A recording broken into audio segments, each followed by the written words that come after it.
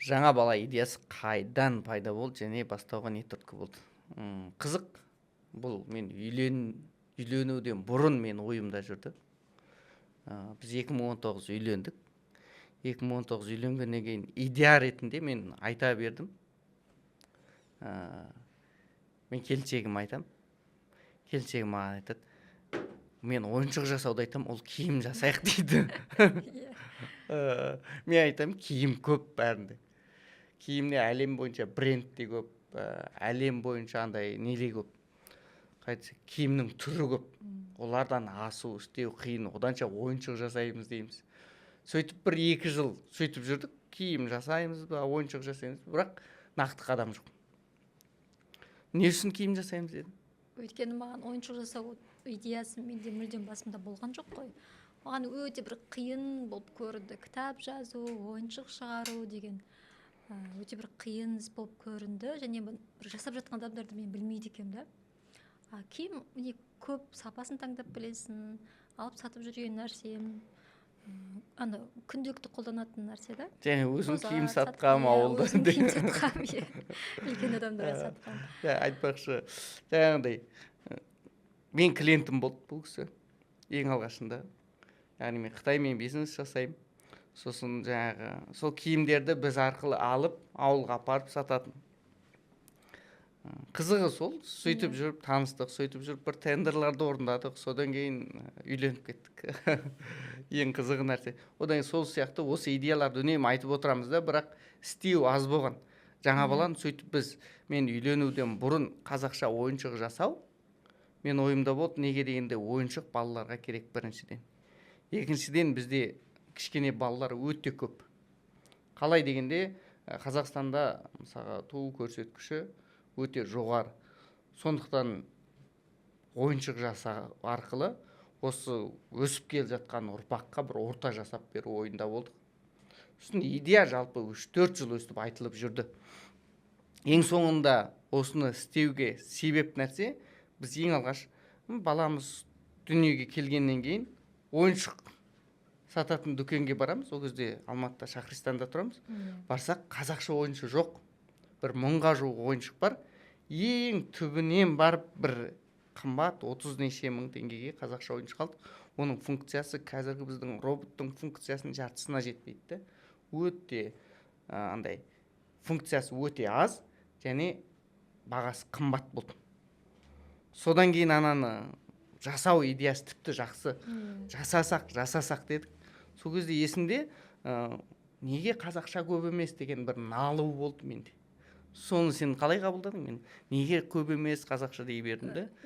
Маған қатты бір уайым болмады, бірақ маған уайым болып бастады қашан біздің баламыз сөйлемей бастаған кезде. Оған енді келеміз десең де. Енді келеміз оған, бірақ мен орысшаға да қатты бір стереотиппен қарамайтынмын, ала беретінмін да, әйтеуір орысша ғой, ештеңе етпейді деп, бірақ сержан қатты қарсы болатын, алма орысша ойыншық деп. Басқа тілдегі ойыншықтарды алдырмайтын, маған қызық сауынды ойыншық болғасын, балам бір сөз болса да айтса екен, қайталаса екен деп алатынмын. Андай қазақша ойыншық көрсек бағасына қарамай ала салатынбыз да. Бірақ көңілімізден қатты шықпайтын бір. Менде сол кезде екі түрлі ой болатын. Мысалға, жаңа қазақша ойыншық көрсек ала саламыз ғой. Бірақ екінші андай, енді біз ол кезде көп көрім, қазіргі жаңа посттың ең алғашқы кез, көп көрім бизнес жасап отқан кез, ақшадан көп тарылмайтын кезде. Сол кезде мен ананы 30 мыңға 40 мыңға абаламда, себебі неге мен Қытайда туып өскеннен кейін ана жерде мына заттың қаншаға шығатынын білем де. Бір қызығы сол.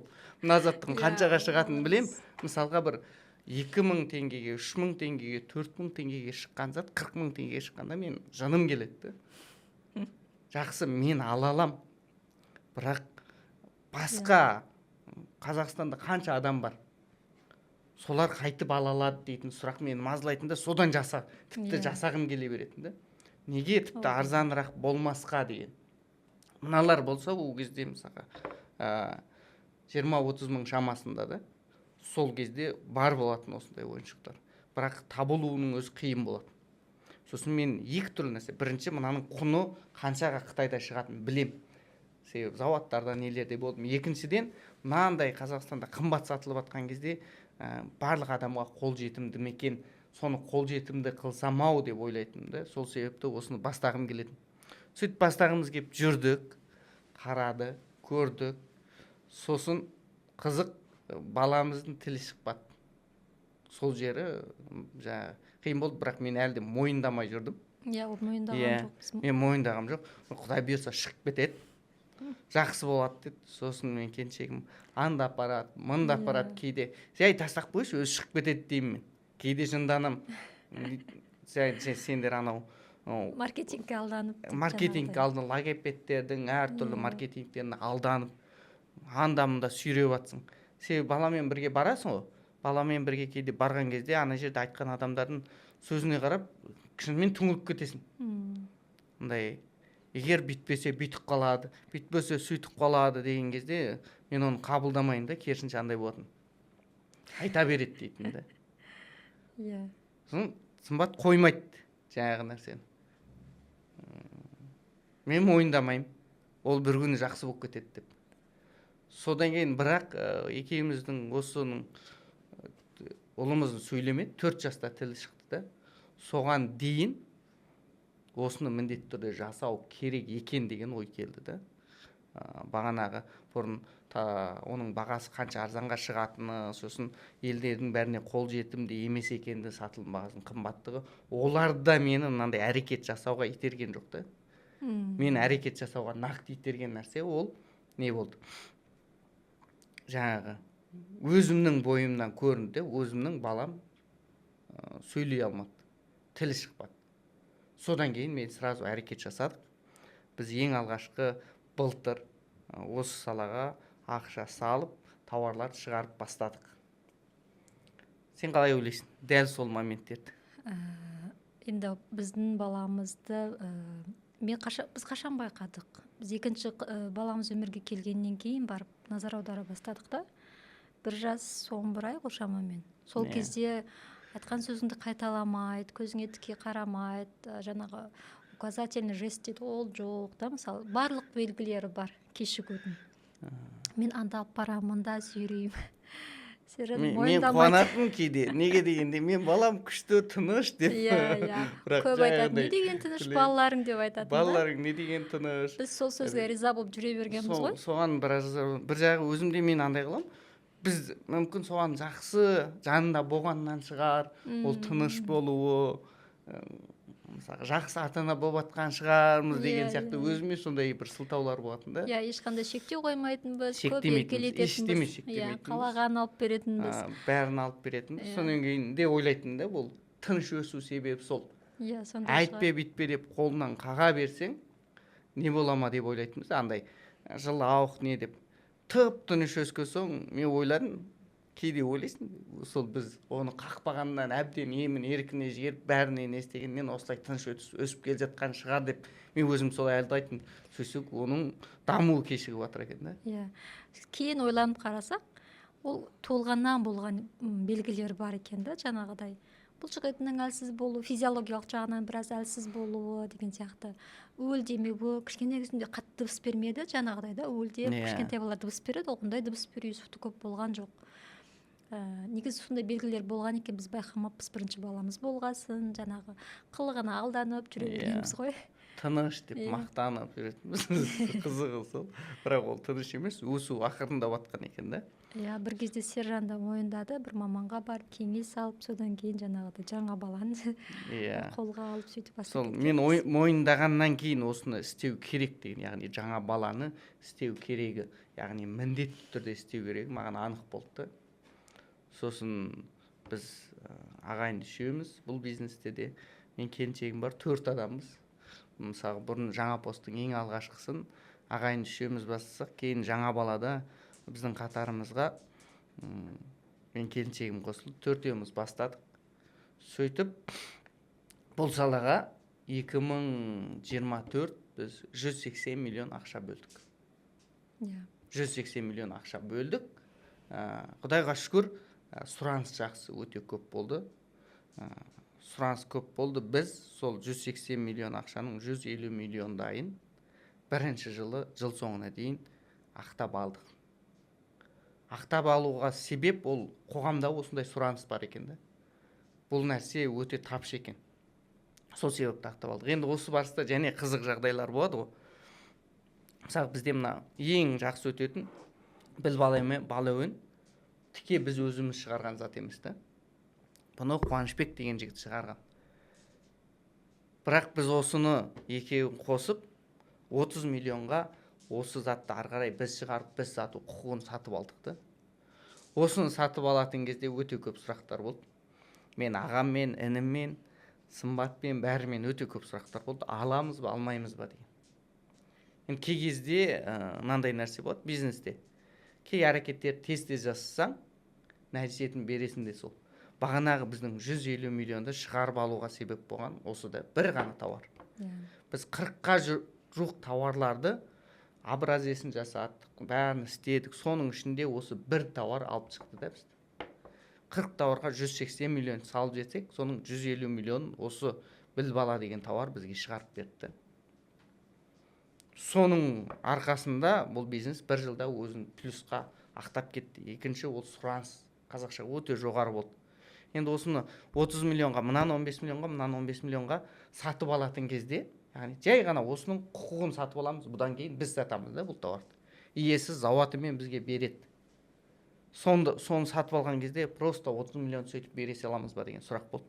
Алмасақшы, басқалай істесекші деген. Сол кезде 30 миллионға көп жаңа товар шығаруға болады дейсің. Иә, біз ойладық, 40 товар шығардық. Иә, енді 30 миллионға және де біз 10-20 түрлі товар шығара аламыз деп ойладық. Бірақ көп деген нәрсе жалпы товарды шығара беруде емес екен. Ол сұраныста бар ма жоқ па, адамдар түсіне ма, түсінбей ма. Түсінбесе қанша жақсы тауарды жасап шығарған күннің өзінде де ол сатылмайды екен да. Оны біз уақыт керек болады сұраныс жасауға. Сұраныс жасауға жарты жыл, бір жыл уақыт кетеді. Содан кейін барып сұраныс шыққаннан кейін сатылады екен. Сондай нәрселерге көзіміз жетті, бірақ менің былтырғы шешімдерім ішінде осы екеуін сатып алуымыз осы бизнесті плюсқа шығарды. Бұл екі тауар, бірінші танымал, екінші сұранысқа ие, үшінші клиентті толықтай қанағаттандырады. Басты мақсат балаларға қазақша орта дайындау. Қазір бізде өзіміздің тауардан бөлек басқа кісілердің де тауарын сатысып береміз. Клиенттерге, басқа. Не үшін? Себебі біз біздің тауармен бүкіл ортаны дайындай алмаймыз. Сендегі мақсат қандай? Жаңағы бізге балаларға ең бірінші қазақша ойыншықтарды көбірек қолжетімді, көбірек жаңағы таңдай алатындай мүмкіндік жасау болды ғой. Сосын бізде бір үлкен ниет болды, ауылдық жерде тұратын адамдарға қолжетімді баға болу керек деген. Сондай ой болды, бірақ енді біз қанша не істесек те, тырыссақ та ауылға қолжетімді бағада шығарып бере алмай жатырдық та. Содан бір жағдай болды. Мен бірақ басында ол жағдай түсінген жоқпын. Бастапқы ниетіміздің ауылдағы қазақтарға осы ойыншықтар жету керек, қазақ балаларға болды ғой. Бірақ баға әлі де қымбат деп жатыр, әсіресе ауылдағы жерлер. Содан осы қашан 2024-тің соңында осы біздің өнімнің көшірмесі шығады ғой. Көшірмесі шығады. Сол көшірменің бағасы как раз ауылдағы кісілерге ғой. Әдемі болды. Оптымы да, розницасы да қатты қымбат емес. Сол жағдайды, сол бір инсайт келгеннен кейін мен қатты күреспедім ол жағдай. Басында күресіп, заңгерлерге тапсырып, жаңағы сотқа беріп, бәрін сөйтіп кеткенмін ғой. Кейін солай келген, бізде осындай бір ниеті бар еді ғой, мүмкін Аллах тағала бізге қазақша орта жасау. Сол ниетіміз үшін сондай шығартқан шығар бәлкім деген сияқты. Сондай бір ой келді да, содан кейін сол жағдайды жібердім. Қазір енді барлығына қолжетімді. Жалпы ондай қазақша орта жасау мүмкін біздің бір компанияның, бірнеше адамның ол қолынан келмейтін дүниеді. Біз жасап бастадық, 40-қа жуық тауар өндірген кезде өте көп адаммен де жасадық. Соның нәтижесінде бізбен бірге жасап, кейін өзі жасап кеткен кісілер болды. Сосын бағанағындай біз жасаған нәрсенің копиясын жасаған кісілер болды. Сөйте келе арзан, қымбат, әр түр баға шықты. Бұл сала сұранысқа ие болып бастады. Қазақша ойыншық шығару ол жерде ақтайтындығы қымбат, арзан, орташа болса да, ол жерде жаңағындай сұраныс бар екені белгілі болды. Сондай бір тренд создавать етілді осы қоғамда. Содан кейін біз ойладық, просто біз ниетін жасап, шаруасын алғашқы болып жасадық. Сонымен не істеді? Содан кейін барып, бұл сала арзан да, қымбат та әртүрлі шықты. Мына тура біз баланың ұқсатып жасаған көшірмесі бар. Оны қалай ұқсатып жасады дейсіздер ғой. Қалай ұқсатып жасады дегенде, мынаны алады да заводқа береді.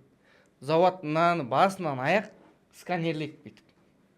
Әр бетін ашып сканерлейді. Сосын әр бетін ашып сканерлейді де осыларды басып дауысын түсіріп алады ғой. Диктофонға жазып алады дауысын. Яғни диктофонға жазып алады дағы шығарады. Сол кезде ол енді былай сканерлеп дауысын түсіріп алғанның сапасы қандай болатынын білесіздер ғой. Дәл солай шығарды. Сосын ол тіпті жақсы сатылды. Сапасы нашар болса да. Себебі бағанағы айтқандай бағасы қолжетімді болды. Копия болғаннан кейін сапақ жағын салыстырып көрсе, жер мен көктей farq бар. Біз бір видео түсіргенбіз оған. Бірақ оларды жамандамаймыз. Сотқа беріп көрдік. Не істедік? Сотқа беруге де біраз шығындалдық. 2-3 миллион ақша, бір жарты жылдай уақыт кетті. Бірақ біреуін тоқтасақ, біреу кетіп жатыр. Сосын ойладық. Жақсы бұл. Ары қарай таласуымыздың қажеті жоқ. Біз осы істеген нәрсемізді елге түсіндіріп, халыққа түсіндіріп, осы сияқты істейтін адамдардың қатарын көбейтсек деген ой болды. Жалпы сол сөйтіп осы жұмыс жүріп келе жатыр. Аллаға шүкір. Есіме түсіп отыр, мен Біл баланы ең бірінші біз алмай тұрып, біз жаңа баланы бастамай тұрып алған болатынбыз ғой, Юсуфқа. Иә, Біл баланы біз Юсуфқа ең алғаш осы Біл баланы алғанбыз. Қаншадан алдық? 15 мың ба да? 20 мың ба даже? Біраз қымбатқа алдық. Иә, ол кезде сонымен оны екінің бірі ала алмайтын. 15-20 мың ба. Жақындарымызға сыйладық. Сол кезде мысалы оның таралу аясы өте тар болды да. Біз алғаннан кейін оның розница бағасы қаншаға түсті? 9 мыңға дейін, 8 мыңға дейін түсті. Біз алғанда 9-8 мың. Сол кезде оның таралу аясы кішкене кеңіді да. Ал копиясы шыққаннан кейін бәлкім тіпті де кеңіген шығар. Иә, копияның шыққан бір плюсы сол таралу аясы қазақша кітаптың кеңіді. Сол үшін қуанамыз. Жалпы қызық сол. Андай кейде енді андай бір өштесіп, жамандауға да болады да. Бірақ ниет андай болғаннан кейін, ниет балаларға қазақша орта жасау болғаннан кейін біз біраз алысып көрдік. Одан кейін қоя салдық. Неге? Жалпы таралсын. Осындай нәрселер жасалсын, істелсін деген ойменен қоя салдық. Тез бітірдік, ең соңы міне жақсы бітті деп. Енді осы нәрсеге көңіл бөліп, жалпы қазақ қоғамы балаларымызға керек затты, қазақтың кәсіпкерлері, жұмыс жасап жатқандары керек затты дайындап бермейтін болсақ, басқа біреулер келіп бізге оны дайындап бермейді. Сол үшін біз жұмыс жасауымыз керек, ең бастысы. Ол мейлі сапалы, сапасыз болсын. Мен ойламаймын, сапалы ғана болу керек деп тек қана өзімді айтудың қажеті жоқ біздегі тауарлар. Мейлі сапалы, сапасыз болсын, осы балаларға қазақша орта жасайым деп жатқан адамдарға біз олармен бірге жұмыс жасауға, көмектесуге, олардан көмек сұрауға дайынбыз. Осы жақында бір ChatGPT-ге жазып анализ істеген болатынмын. Қазақстанда қанша бала бар, Біл баланы қолданатын, бізді қанша Біл бала саттық деп сөйтсек, біз Қазақстандағы балалардың 14%-ына ғана сатыппыз да. 14%-ына жетер-жетпес. Әлі 80 қанша пайыз балаға жетпеген екен да Біл бала. Бәлкім жаңағыдай көшірмелері шығып, баға арзандап, мүмкін одан да көбірек балаларға жеткен шығар. Баланың дамуына ең алғаш біз Юсуфқа алған кезде жаңа әнұранды өте қатты жақсы көретін. Баланы жаңағы ұлтжандыққа, бір қазақилыққа тәрбиелейді ең бірінші кезекте. Одан кейін сөздік қорын көбейтеді. Одан кейін үлкенірек балаларға мектепке даярлыққа көмектеседі. Бірнеше тілге қызығушылығы бар балаларға бірнеше тілде әріптерді үйретеді, сөздерді үйретеді деген секілді. Сондай барлық базалық білімдер мектепке дейінгі ішіне жинақталғанда, сол үшін көп ата-аналар жаңағыдай мектепке баламды даярлайым деген мақсатты алады. Мен осы Біл баладан, мысалға жаңағы сөйлемейтін баламыз, мененім дейді, менің елімді қой дейді. Әлі күнге дейін сондай. ән тыңдайсың ба десе мен елім ғана тыңдайды деп басқа тыңдамайды. Себебі осының ішінен ол үйренді да. Енді бір қызығы мынандай баланың дамуына бұның қандай пайдасы бар деген сұрақта просто мынаны алып балаға берсең дамып кетпейді. Иә. Бұл кітаптың аты интерактивті да. Интерактивті дыбысты кітап. Ол не деген сөз? Интерактивті дыбысты кітап деген сөз. Бұл баламен интерактивті түрде әрекет жасау керек та. Ата-анамен мысалға бір ғана ой болады. Бұл құрал. Бұл құралды бере салса тілі фық кетіп шығып кетпейді, сөйлеп кетпейді да. Бұл бір құрал. Енді осы құралды пайдалану керек. Қалай пайдаланады? Мысалға мен өзім сол кезде бір өзімнің жасаған қателігім біреу, мен енді мынаны алуды ойлағам да жоқ ол кезде. Тіпті мойындамадым тіл шықпай жатқанында. Келіншегім алды, үйде болды, мен өзім басып көрдім. Қазір ойлап тұрсам, мен сол кезде қателігім баламен бірге мынаны ашып, мына жері мынандай болады. Мынау ақ, мынау қара, мынау әке, мынау шеше деп мен мынандай дыбыстарды баспағаным екен да. Мысалға. Міне. Дәл осы секілді мен баламен ойнамағам екен да. Мынада 34 бет бар да. Соны күнде айтсам, сұрақтар мені интерактив осы да. Ал баламен не үшін ойнамағам? Себебі жүйке жетпейді да. Кішкентай баланың деңгейінде мынау деп отыруға, баламен ойнауға, мысалға мен сол кезде осы күнде барып миым жетіп отыр да. Баламен ойнауға, баланың деңгейінде ойнау керек. Осы кітап соған көмектеседі мысалы. Мынау деп бірге басасың, сұрақтары бар. Мынау қайсы, алма қайда тұр деп мынау өзі сұрайды. Сосын бала басады, баламен бірге ойнайсың да. Мен жасамаған нәрсем сол болды да. Сол сияқты мен жасағам дейсің. Иә. Маған айтады, мен жасамайым да. Өтіріктен 1-2 жасаймын, қоям. Сосын сымбат барып жасайды да. Маңыздысы бұл құрал не істейді? Бұл құрал балаға ата-анасымен бірге ойнауға көмектеседі. Просто балаға бере салсаңыз, кейбір балалардың ойнауға желаниясы ашылса ойнайды. Қызық болса ойнайды, ары қарай жүріп кетеді. Бала ғой енді. Бірақ қызық болмаған жағдайда оған қызығы ата-анасы ғой. Ата-анасы осыны алып бірге ойнау керек та. Бұл құрал интерактивті дыбыстық кітап деп сол үшін айтады. Иә. Балаға керек жер сол. Сөйтіп құралды пайдалану, бұл құрал сөйтіп сіздің балаңызбен уақыт өткізуге. Мысалға, мен өзімде мындай ба, идея таппайсың да. 1-2 әке дейсің, мынау ойнайсың, қыдықтайсың, әйдейсің, бейтесің, тоқтап қаласың да. Бір жүргізтуге заттар жоқ та. Көп нәрсе түсіне бермейді. Сондықтан мына ішінде барлық нәрсе болғандықтан 28 тақырыпты қамтығандықтан осының ішінен балаға қызықты тақырып шығады да. Мына ішінде менің балама қызық, менің елім мен динозаврлар болды да. Сол 2 нәрсе қызық болды. Күніне бір бетті 5 минут айналсын жетеді. Иә. Сонда жай ғана ашып, бір бетті 5 минут баламен ойнау, сондай бір әдет қалыптастырып, бір күнде бірақ істеудің де қажет жоқ. 5 минут уақытты кез келген ата-ана шығара алады, бірақ шығарған кезде 5 минут емес, идеямыз 2 минуттан аспай қалды. Сол кезде мынаның ішінде идеялар көмектеседі. Дәл сол секілді ата-анада баламен ойнаған кезде бір идеялар, бір құралдар керек. Сол керек құралдардың біреуі да мектепке дейінгі балаларға қажетті ақпараттарды беретін. Мынаның ішіндегі мазмұндар алтын қордан алынған. Алтын қор деген жаңа қазақ балаларына арналған жалпы Қазмедианың алтын қор соның ішінен алынған. Дәл сондай. Иә, жаңағы көп ата-ана кітапты бере салып, маған тиіспесе екен деген мақсатта болады ғой енді. Бірақ бала болғасын оның зейіні максимум 20 минутқа жетеді да. 20 минутқа жетсе егер, өйткені қазіргі балалардың зейіні өте тұрақсыз.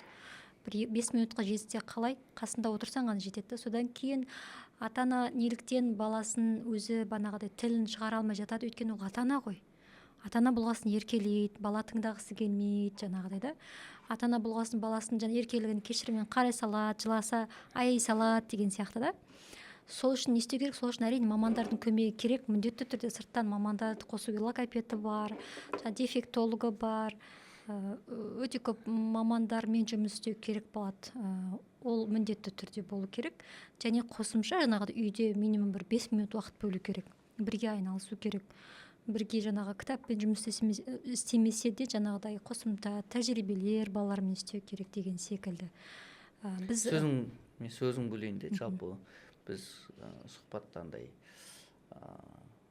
адамдарға бүйту керек дегендер өзіміздің опытымызбен бөлісіп біз солай істегенбіз. Не үшін мен көп назар бөле алмадым сол кезде. Біз жаңағы посттың жұмыс өте көп алғашқы кезінде күндіз-түні жұмыс істейтінбіз да. Әйтеуір келесің, тамақ ішесің, демаласың, шығасың. Сол кезде мен мән бермей жүргенде сен оның маңызды екендіктерін қай жақтардан ақпарат алдың?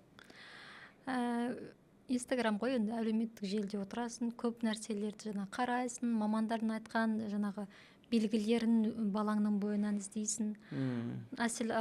Сосын біз Юсуфты бірінші жылда патронажға көп апардық қой. Ай сайын барып қаратып тұратынбыз. Невропатолог, педиатр бәрі жақсы болатын да. Бірақ невропатологтың қабылдауына кірген емес сұрақтарына бір қиындықпен жауап беретінмін. Өйткені ол сұрақ қояды, мынандай дыбыс бере ма деп, мен ұзақ ойланып қарам, бере ма бермейтін бе еді деген сияқты. Мен сразу я деп жауап бере алмаймын, өйткені бір жауап беру қиын болатын. Сол не үшін жауап нақты білмейсің? Нақты білмеймін. Бірақ я деп жауап берем да, өйткені мүлдем жоқ емес, бір қатты да байқалмайды да дамып жатқаны. Сол үшін уже бір жастан асқаннан кейін бір сөздер айту керек, бір активны болу керек, баламен бір ата-анамен контакты болу керек қой балада. Ол нәрсе жоқ болатын. Сосын сондай бір қиындықтар пайда бола бастады. Мен Юсуфпен 24/7 қасындамын. Бірақ арада бір коннект жоқ та, бір байланыс жоқ. Бір қиын, анда достучать ету қиын да, Юсуфқа жету қиын. Сосын жаңағыдай көп нелерді іздестіре бастадым. Бала жаңа задержка бар балада, осындай белгілер болады, осындай болады, бәрі бар Юсуфта. Бәрі бар. Мен өзім андай өте анандай уайымшыл мамамын да, Бір нәрсе естісем, соған шара қолданбай, мен тыныш жата алмаймын, тыныш жүре алмаймын да. Екеуміздің арамызда не нәрсе болды жаңағындай. Екінші баламыз дүниеге келді. Ол өсіп жатыр. Бірақ Юсуф бірінші баламыз андай. Ол қарамайды. Аяғы шығып жүріп бастағаннан кейін 2 жастан өткен кезде ол жүріп шығып кете береді, жан-жаққа кетіп қалады. Сондай мәселе болды өте. Сосын ол тауып алған кезде сымбат кәдімгідей маған не болады? Мынау әңгіме көбейтіп, сен әңгіме көбейтпеші деймін да мен. Әңгіме көбейтпеші, аман сау, 4 аяқ сау болды ғой деймін да. Мен соғымға дейін мойындамай жүрмін да, мысалға. Неге? Мен себебі 24/7 қасында емеспін. Екінші мамандарға барғанда да мен көп бірге барғам жоқпын. Сол себепті кей кезде мысалы ер адамдардың да несі не айналысу керек, немесе айналыспаған жағдайда айналысып жатқан адамға сену керек те. Мен 4 аяғы сау ғой, аман, бәрі дұрыс, неме қиынданау. Бәрін басына үйіп төгіп қиындата бересің деп сөйтіп бұны кінәлайтын. Одан қалса докторларды кінәлайтын да. Логопед нелер болса оларды кінәлайтын да. Ол айта береді. Дым білмейтіндер деп бастайды. Дым білмейтіндер деп. Себебі жалпы өзім Қытайда өскеннен кейін маған оңайда мына жақты бірден терістей салу кей нәрселерде. Мойындау қиын. Себебі о жақта мен баламен айналысып көрген жоқпын. Жас болдым, кішкене болдым. О жақта басқаша деген сияқты кейде өзімізді мойындамайтын да жағдай бар да өзімізді. Сөйтіп мен түрлі сылтауларменен бәрі дұрыс деп ақтап алатын да. Сондай қызық ақтап алатын. Бірақ кейін нақты білген кезде мен жақсы кез келген жерге барған жерінде айттым да, әкенің әсіресе баланың жағдайын білуі, немесе білмеген жағдайда уақыт қарбалас, жұмыспен қатты қарбалас болған жағдайда анасына сенуі, немесе мамандарға сенуі да өте маңызды. Сосын тым болмағанда кішігірім әрекеттерін жасау шығаруға болады деп ойлаймын. Бірақ мен кезінде де егер ол нәрсені маңызды деп қарасам, сенсем, түсінсем, мойындасам, онда уақыт шығарам. Оны маңызды емес, аман сау болса болды деген ойменен болдым да. Сосын мынандай нәрсе бар. Егер Құдайға шүкір, кейін ол дұрысталып кеткеннен кейін білінбей қалды. Егер қазірге дейін дұрысталмай сөйлемеген жүргенде мен қазір өзім басқаша сезінетін едім да. Құдайға шүкір деп ниет еттік, осындай бір нәрсені жасап кеттік та. Осы бір нәрсені жасағанның да қайыры шығар деймін да. Себептері тауылып бастады. Мысалы, бір рет қызымызды тексерейік деп Түркияға барсақ, олардың құлағы жаңағы толық естімейді деді да. Сөйлемей жүрудің және бір себептерінің сол. Тұмау тиеді, не болады, ісіп кетеді. Сосын жаңағы құлақтың несін, пердесін басып қалып, толық естімей тұр екен да. Сол операциядан кейін тіпті жақсы естіп бастады да. Тез жауап қайтаратын болды. Атын айтсаң тез қарайтын болды да. Сондықтан ер адамдардың бірінші бұл нәрселерге маңызды қарау. Қазіргі қоғам біздің кішкене кездегі қоғамнан мүлдем басқаша. Біздің кішкене кезде ортамен өте көп байланыстар бар. Телефон жоқ қой, үлкенде де телефон жоқ та. Плюс ортамен өте көп байланыс бар. Мысалға, күніне 1040 туыс туған келіп кетеді ғой үйге. Ауылдасың. Бірінші. Екіншісінен жаңағындай әртүрлі андай қазіргіндей енді о кезде вирусқа төзімділік біраз жақсы ұқсайды да.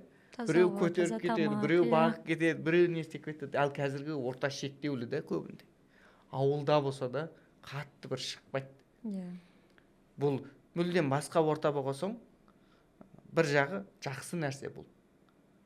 Әркім өз тірліктерімен, өз семьясымен, өзінің бала шағасымен айналысуға, оларды түсінуге білім, ғылым жеткілікті дәуірді, инструмент бар дәуір. Сондықтан бұрынғындай ой өсіп кетеді, жүріп кетеді, аман болса болды, жаңағы 4 мүшесі сау болса болды ғана емес, 4 мүшенің саулығы Құдайға шүкір қазір медицина дамып тұр, жақсы. Енді ішкі ағзалар мен ішкі мидың заттарының дұрыс болу өте маңызды. Ол көзбен қарайсағанға көрінбейді. Бүйтіп көзбен қарайсап, мынанда дамуда ақырын болып жатыр екен деп біле алмайсыз. Оны қарапайым кішкентай әдеттерден көресіз. Оны үйдегі әкенің сезінуі қиындау екен. Себебі сыртта көбірек жүреді. Сыртта көбірек жүрмейтін кісілер де бар. Сол нәрсеге қарайтын.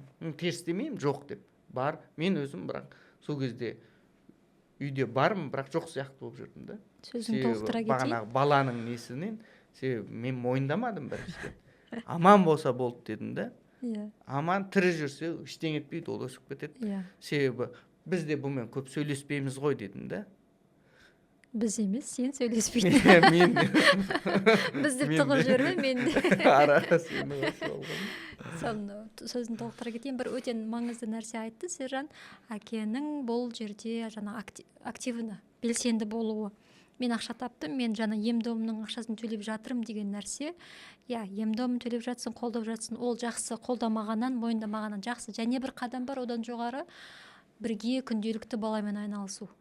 Енді 3 жасқа дейін бала анасының қарауында ғой, көбінесе анасына жақын болады, әкесіне көп пара бермейді деген. Бірақ 3 жастан кейін бала міндетті түрде әкесін іздейді. Ол бала болса міндетті түрде әкесін іздейді. Сол кезде әкесі кешкілік ең болмаса жұмыстан келген кезде айналысы бір 5 минут, 10 минут, 15 минут, оның өзі баланы да мұны үлкен әсер етеді. Мен оны қайдан байқадым? Осы жақында Юсуфтан байқадым да. 4 жаста шықты ғой тілі. Сен соңғы кездер айналысып бастадың. Юсуфпен ойнайсың, бір жерге ертіп кетесің, жаңағыдай. Бір былтыр ғана, былтыр түсініксіз сөйлейтін бала уже биыл кәдімгідей анық сөйлейді. Ойын айтады. Тфай да қатарға қосылып кетті. Соған бір өте қатты. Біріншіден бұл әйел адамның мойнынан бір ауыр жүкті түсіреді. Екіншіден балаға жаңағыдай үлкен бір жаңағыдай рост береді да, бір скачок береді кәдімгідей. Көбде жаңағындай кейде ойлаймыз, бір уақыт шығару. 5 минут, 10 минут, жарты сағат шығаруға болады да. Бірақ кейде шынымен де андай қашасың ғой просто ше. Қашасың, жалқаусың да. Бірақ мойындамайсың, түрлі себептермен оны жасырып аласың. Сондықтан ол уақытты шығару керек. Және ол нәрсені жасау керек. Мен өзімден, мысалы, бірақ мен қатарластарым ішінде, мен семьяммен былай істеп жатыр. Мынандай деген кезде менде андай ой болатын. Шықсайшы деген сияқты да. Сылтау айтпасайшы деген сияқты. Мен өзім сөйтіп басқаларға айтатын да. Кейін оны түсініп бастадым. Бізге керек нәрсе бәріне уақыт табуға болады. біздің өмірімізде барлық маңызды нәрселердің бәріне уақыт табуға болады. Тек уақытын контролдаса. Мен тек уақытын контролдамайды екенмін да. Қай жерге не болып жатқанын контролдамайтындықтан жаңағыдай үйге бала шағаға қатты назар салып қарамайтындықтан жаңағы сымбатқа қатты қысым түскен екен де. Оны кейін деп байқадым мен. Үйге қарап, балаларға қарап бастаған кезде барып байқадым да. Көп ашуланбайтын болып бастады. Алшыдан кейін дейсің. Қызық, бұрын көп ашуланатын еді де, оңай ашуланатын еді. Мен балаларға қарап бастағаннан кейін ашуланбайтын болып бастады. Сосын бір күні мындай қызық болды. Мен Астанаға бір сапармен барам дедім де, сосын мен де барайыншы дейді де. Сосын мынандай ой келді де. Аяп кеттің бе? Аяп кеттім де. Мен де барайыншы дейді де. Мына тұрған Астана ғой, мен де барайыншы деген ой келді де маған. Сосын тіке айттым да өзіне. Бір кәдімгідей бір андай, қалай, Америкаға барайыншы деген сияқты айттым ғой деймін да Астананы. Күлкім келді, қатты күлкім келді. Аяп қабылдады да кәдімгідей. Аяп кеттім де. Сол кезде барып түсіндім де, мынау Америкаға барайыншы деген сияқты айту деген ол андай не ғой. Сонан кейін барып ойландым, шынымен де шықпайды екен ғой сыртқа деп. 2 бала бар. Шықсаң, бұрын кафе ресторанға баратынбыз. Одан да жалықтық да. Сосын максимум бір медеуге неге шығасың? Алмарасынға шығасың да. Сөйтіп Астанаға барайыншы дегенде кәдімгі Америкаға барайыншы деген сияқты естиді де. Мен ондай бір қол жетімді деген емес қой деп мен үшін алғанда да. Сол кезде барып байқадым, мысалы үйде тұрған әйелдерге ол нәрсенің күнде сол нәрсемен бір үйден шықпай айналысып сөйту оңай жұмыс емес екенін, Астанаға барудың өзі арман деңгейіне шығып кету деген ол қызық нәрсе. Ол жерде мақсат менде Астананы барып көру емес, балалардан былай сырт шығып кішкене тыныс алу да, сол мақсат. Күйеуім Астанаға кетейін деп жатыр, мүмкіндікті қолданып қалайын деген сондай мақсат алады. Сондай қызық болды. Демек, сөйтіп жалпы отбасыда бір-бірін түсінумен, сөйтіп түсіну арқылы жаңағы бала шағаның өсуі де бәрі жақсы болады екен да. Сондай қызық жалпы. Сөйте жаңа бала өстіп біздің жаңағы осы бір бизнес бізді бір-бірімізді, мен ойламаймын, сыртқа біз күшті бір нәрсе жасап садық деп. Керісінше осы бизнес арқылы бір-біріміз түсіндік та. Осы бизнес арқылы балаға маңыз беру деген нәрсені түсіндік та. Ол анау кеше бір кісіден әңгімес, болашақ деген ол біз емеспіз дейді. Болашақ 20 жылдан кейін сен емес дейді. Болашақ ол сен бала шағаларың дейді. Көптеген мамандар сұрайды бізден. Бұрын Юсуфқа сабақ берген мамандар шығып жатырды. Бізге осындай ойыншықтар керек еді деп. Өйткені ол жерде аудиодан бөлек моторикасы бар, ол балалар басады, жаңағы әртүрлі күш салады. Соның өзі балалардың жаңағы ұсақ моторикасын дамытады. Одан бөлек бізде кәдімгідей бизибуктар бар. Алып жабыстырып, жаңағы жұмыс істейтін. Оның үстіне және де бұл жаңағы мамандарға қосымша бір құрал деп білем. Олардың жұмысын сәл де болса бір жеңілдететін. Сол үшін де бұл мамандарға да қосымша бір жақсы көмекші бола алады деп айта аламын. Мен көргенде логопедтерде ұсынатын құралдар, мысалы кейбір кісілер айтады, берейін десең бір дұрыс нәрсе жоқ қой бізде дейді. Бәрі басқа тілде, басқа елден, тіпті кейде қытайша нәрсені береміз дейді, амал жоқ дейді. Бұл демек керек дүниелер. Осындай біз ғана емес, осы салада жүргендер жасап беру керек заттарды. Жалпы бұл ойыншықтар баланың естуін, қолының ұсақ моторикаларын, естуін, қолының кішкене сезу қабілеттерін, қолын жылжыту арқылы, әрекеттердің көбею арқылы тіл шығады екен.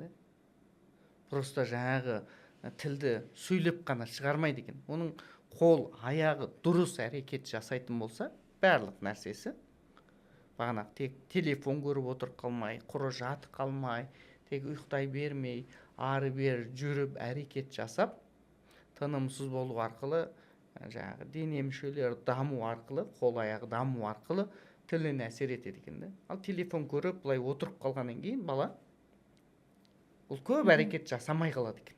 иә Көп әрекет жасамай қалғаннан кейін оның бірінші әрекет жағынан тепе теңдік даму тоқтағаннан кейін ол жайлап ішке әсер етеді екен. Ішке әсер еткеннен сөйлемеу өте көп түрлі нәрсе шығады. Сондықтан біздің мақсатымыз шамамыздың келгенше бір осындай құралдарды беру да. Құралдарды беру арқылы соны қолданатын адамдарға бір жол көрсету. Мен айтпаймын, мынау сіздің балаңыздың тілін шығара салады деп. Ол ондай болу мүмкін емес. иә Тек соны дамытатын, бірге жүргізетін интерактивті құралдар бұлар. Яғни қазақша мазмұн іздеп жүрген адамдар үшін пайдалы заттар. және бір нәрсе қоса кетейін. Бастапқыда осы жаңа баланың маркетингін жасап сату барысында креативтердің барлығы, егер сенің балаң тілі шықпаса деп басталатында, маған көңіліме жақпай жүрді. Мына бір өтірік нәрсе айтып жатқан сияқты көрінді да. Өйткені мынаны бересің, фук, сенің балаң тіл шығып кетеді деген сияқты сондай бір артық уәде бар сияқты көрінді да. Ол жерде сосын мен зерттеп қарадым. Сөйтсем, негізі ғылымда бала жаңағыдай ең алғаш тілі кәдімгі тірі адамның дыбысын естіген кезде соны қайталау арқылы шығады екен да. Соны қабылдайды екен, ойыншықтың дыбысын емес, анасының, әкесінің деген сияқты сол адамдардың дыбысын қабылдау арқылы баланың тілі шығады екен. Соны естігеннен кейін мен маркетинг жүргізетіндерге айттым, ондай креатив жүргізбеңдер. Бұл бос уәде, бос өтірік болып кетеді деп, жаңағы креативтерді мүлдем басқа бағытта. Бұл кәдімгі қалыпты дамитын, ешқандай жаңағы задержкасы жоқ балаларға арналған ойыншықтар деп жүргізе бастадық. Бірақ кейін байқадым қоғамда жаңағыдай кеш дамып жатқан балалар көп екен. Және бұл ойыншықтар ол балаларға да керек екен. Олардың да бір қажетін шешеді екен, мамандардың да, балалардың да. Сол үшін оларды бүйтіп ысырып тастауға болмайды екен. Олар да балалар, оларға да бұл ойыншықтар қызық. Я, ол жерде сен осы ойыншықты бер, маманға апарма деп тұрған жоқ та. Маманға да алып бар. Плюс осы ойыншықтарды да бер. Солай жаңағыдай дамуына көбірек мүмкіндік жасай алады екен бізді. Сол үшін біз жақыннан бастап сондай кеш дамитын балаларға да фокус қойып, оларға да осы ойыншықтарды жеткізуге жұмыс жасап жатырмыз. Негізі көптеген жақсы пікірлер келеді. Ең бірінші пайда болатын ата-ана ретінде бір сезім ата-аналарда, ол өзінің ұлты үшін мақтаныш пайда болады. Қазақша да осындай ойыншықтар бар екен ғой. Осы ойыншықтар жасаған адамға рахмет деген сөз мен құлағымда қалыпты да. Бізде Каспида көп жаңағы отзывтар бар. Немерем сөйлеп кетті, балам сөйлеп кетті. Сондай осы ойыншық жасаған адамдарға рахмет деген сияқты сондай сөздерді естисінде өте бір ішінде бір қуаныш пайда болады. Басқа қандай пікірлер? Кеше жақында ғана осы ДЦП-мен ауыратын балалардың орталығына барып келді. Біздің ұжымдағылар, сол жердегі балалардың көзіндегі қуаныш, жаңа біздің ойыншықтар ойнаған кездегі менің бір ұмытылмастай болып есімде қалыпты. Жалпы қарайтын болсаңыз, кейде көп кісілерге осы ойыншықтар таныстырып көрсеткенде мындай бір нәрсе болады да. Кәдімгі ризашылық көресіз. Иә. Мақтаныш көресіз. Қатты үлкен нәрсе емес, бірақ сол кішкене қарапайым нәрсе мынау, бірақ мынаны жасап шығу үшін кәдімгідей уақыт кетеді да. Жасап шығарған кезде бір жері андай болады, бір жері андай болады, ең соңында жасалып шығады да. Жасалып шыққанға дейін нәрсесі, бізде мынандай жасап жатқандар бар екен ғой деп кәдімгі бір құрметпен қарап сені сыйлап бастайды. Жұмысыңды бағалап бастайды. Бұл бірінші әдеттегі ортада. Екіншіден, алып қолданған кісілер, мысалы біл балада андай біздің өзіміздің ең алғаш бұл біл баланы біз сатып алмай тұрған кезде, өзіміздің үйде болған кезде мындай болды да. Жыртылмайды бұл бәрі. Иә. Бұзылмайды. Сапасы өте жақсы. Кәдімгі сырты мұжылып кеткен. Ең соңында бір бетін жыртып саған, соған дейін барғанша бір 2 жыл тоқым болып жатты да. Тоқым деп айтамыз ғой. Дәл парша шығып, бірақ істеп тұрды да. Сапасына риза болады біріншіден. Екіншіден, ішіндегі мазмұнның көптігіне риза болады. Ал мен байқаған нәрсем, бір нәрсенің ішінде өте көп зат болғаны ата-аналар үшін жақсы екен да. Ал шашылатын картасы бар заттар уақытта екінші рет клиент бір рет алғаннан кейін екінші рет алмайды екен, шашылады. иә Себебі тауарды алуға шешім қабылдайтын оның әкесі мен шешесі, әсіресе шешесі. Ал үйді жинайтын шешесі болғандықтан шашылатындарды алмайды екен. Сондықтан андай функциясы көп біреуінің ішінде болған шашылмайтын заттар өте маңызды екен. Сол жағынан көп рахмет айтатын, не біреуінің ішінде көп нәрсе бар деген. Екіншіден, қазақша жасаған үшін рахмет айтады. Біздің мақсатымыз қазақша ортаны балаларға жасап беру. Ал осы жолда бірге жасайтын, бірге жұмыс жасайым деген кез келген кәсіпкер, бірге жұмыс жасайым деген кісілер болса, біз олармен жұмыс жасауға дайынбыз. Мейлі ол біздің ертең конкурентіміз болсын, мейлі ол бір нәрсе дұрыс жасамасын, немесе дұрыс жасасын. Біз не істейміз? Балаларға осындай қазақша орта жасап беру деген жолымыздан таймаймыз және осыны жалғастырамыз. Бұл жұмыс қанша қиын болса да, пайда бермесе де, бірақ шүкір бір жылдың ішінде өз пайдасын беріп кетті. Бұл жұмысты жалғастырамыз. Және бізбен осыны бірге жұмыс жасайым деген кісілер болса, біз қай қашанда ашықпыз. Сіздермен жұмыс жасауға, осы идеяны бөлісуге, мынаның себестоимыз қанша екенін айтып беруге мен дайынмын да. Ол коммерциялық құпия негізі. Бірақ мен айта беремін негізі, мен де білетін адамдары бәрі Сержанда біледі. коммерциялық құпия деген жоқ. Менде жалпы коммерциялық құпия жоқ. Жай телефонның өзінде де не жоқ. Парол бар, бірақ парол орнатпасаң көбінде болмайды, орнатып қоясың. Бөтен адамдар үшін. Бірақ ішінде жасыратын ештемесі жоқ. Сондықтан жасыратын ештемесі жоқ. Жалпы үлкен ниет болса, көп нәрсе жасауға болады. Иә. Сол. Менде бір жақында өзімнің авторлық кітабым шықты, Қош баланы түсті деген.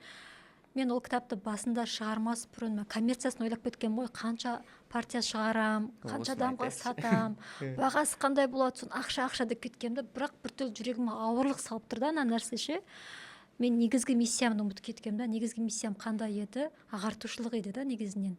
Қазақтың аналары осы омыраудан шығару процесін бір жеңіл қабылдаса екен. Алдымен анасы баласына бір травма салмай, неше түрлі жаңағы бәлеңге тастап кетпей, омырауына бірдеңе жақпай, баласын желкендірмей, қорқытпай шығарса екен деген сондай бір игі миссия болатын, иә. Ол миссиям жайына қалды да, мен ақша сынап кеткен, түспеген ақшаны сынап кеткем да. Бірақ ауыр болып кетті ана кітапты шығарушы. Сонымен ол бір жылға кейінге шегеленіп қалды. Осы жақында ниетім, бағанағы миссиям есіме түсті. Мен не үшін шығарып жатырмын осы кітапты? Қандай менің бір жаңағы бөлім болып еді деген сияқты. Сол кезде есіме түсті. Менің ниетім сол еді ғой.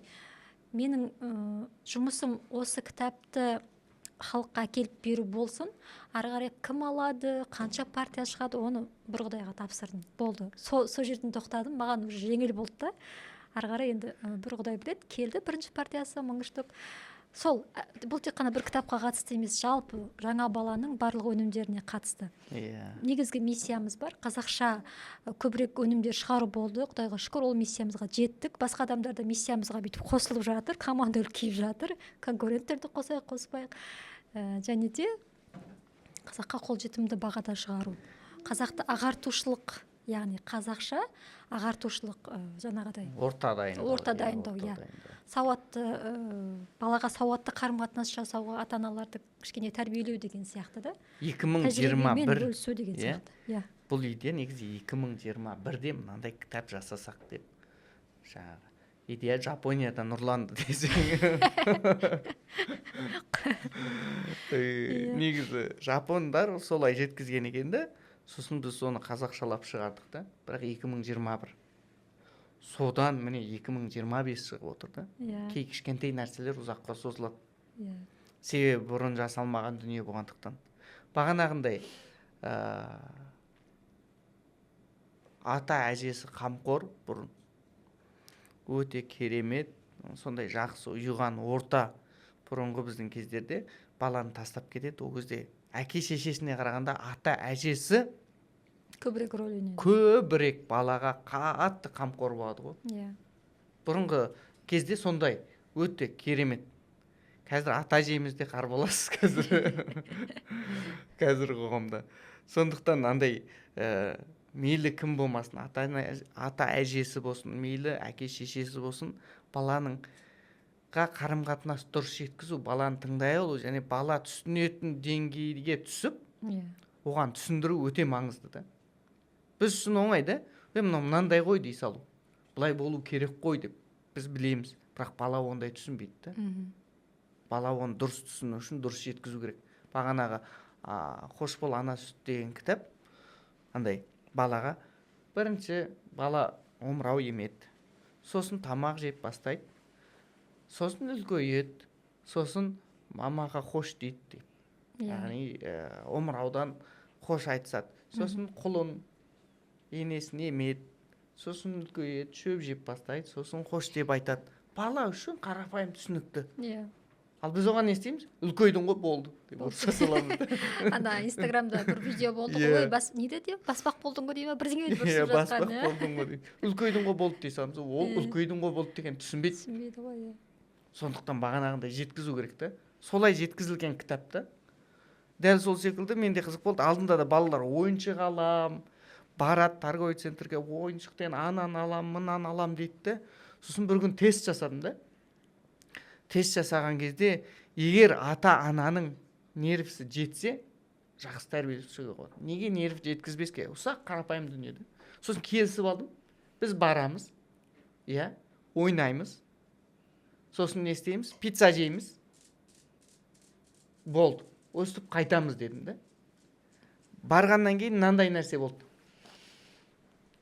Барғаннан кейін бірінші мороженое жейміз деді да. Мороженое жейміз дегенде мен андай болды.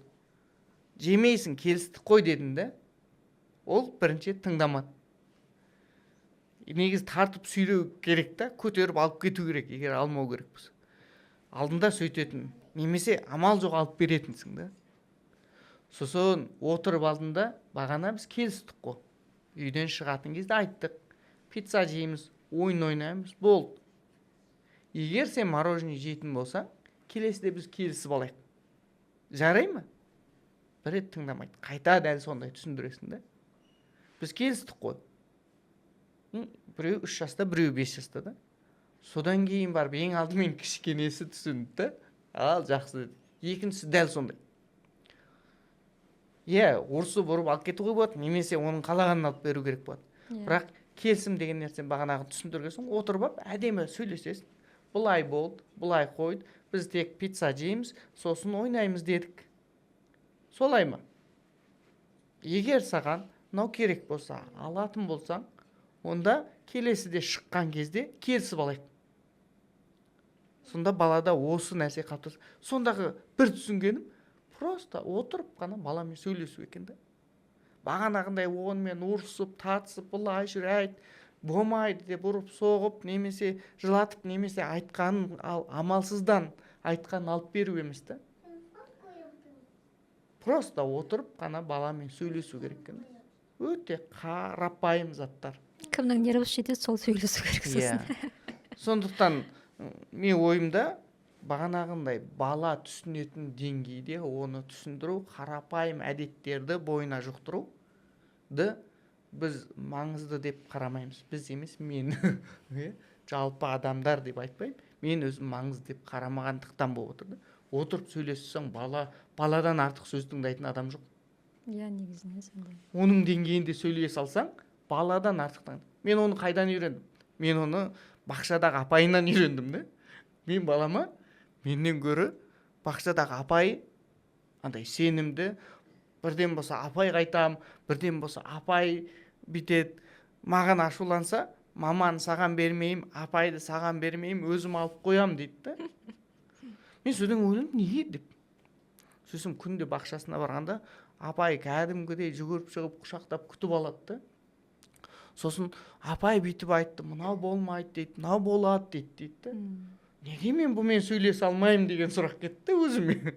Неге мен баламмен сөйлесе алмаймын деген өзіме мынандай сұрақ болды. Сосын бітеп қарасам, бағанағындай баланың деңгейіне түсіп сөйлесе алмайды екенбіз да. Содан кейін осы нәрсе болады. Содан кейін тіпті бала өсіп кеткенде бұлар тыңдамайды деген сияқты нәрсе қалыптасады. Сондықтан соның деңгейіне түсіп сөйлессеңіз, ол бәрін айтады екен, бәрін тыңдайды екен. Дәл сол секілді оны бәріміз түсіне бермейміз. ал осындай инструменттер бағанағы кітаптар қош бол ана сүті. Ендігі менің ойым, бала туылғаннан бастап 15 жасына дейін кітап шығаруда. Бір сөре кітап. Ол кітапты бала ғана оқымайды, және бір жағында ата ана оқиды. Бала қазір қай деңгейде, онымен қайтып сөйлесу керек деген. Сөйтіп баламен бірге ата ана да тәрбиеленеді. Осылай істегенде ғана біз қазақша ортаны дамыта аламыз. Тек қана қазақша емес, кәдімгі адами деңгейде өмір сүре аламыз. Ата ана, семья, отбасы бір-бірін түсіне алады.